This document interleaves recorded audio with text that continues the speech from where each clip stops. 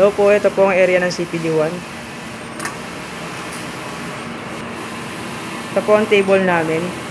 Dito po kami naglalatag. Tsaka dito rin po namin inaayos yung mga pour printing namin.